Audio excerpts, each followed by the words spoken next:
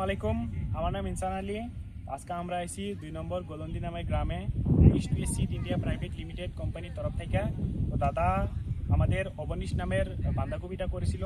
তো দাদার কাছ থেকে তাই সরাসরি শুনবো দাদা এই কপিটা করে কি অনুভব করছে। দাদা আসসালামু আলাইকুম। ওয়ালাইকুম সালাম। আপনার নাম? রুহুল আমিন। আপনার গ্রামের নাম? 2 নম্বর গোলন্দি। দাদা আপনি এটা কি বাঁধাকপি করছিলেন? অবনীশ। অবনীশ নামের বাঁধাকপি করেছিলেন ইস্ট ওয়েস্ট কোম্পানি। আপনি কতদিন ধরে বাঁধাকপি ক্ষেত করেন? আমি 4 বছর ধরে 4 বছর ধরে করেন।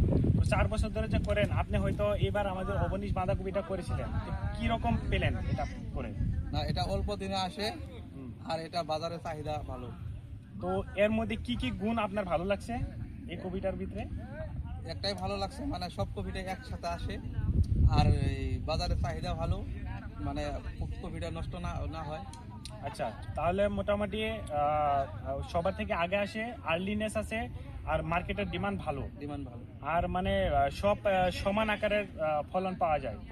বেমার আজার কিরকম? বেমার আজার বহুত কম। অন্য কপির তুলনায় বেমার আজারও বহুত কম। তো আপনি এই ভিডিওর জরিয়াতে আমার যারা চাষি ভাই, যারা কৃষক ভাইয়েরা ভিডিওটা দেখতেছে, তাদেরকে আপনি কি বলতে চান? যে এই কপিটা সবাই করেন, কপিটা ভালো। ঠিক আছে, ধন্যবাদ।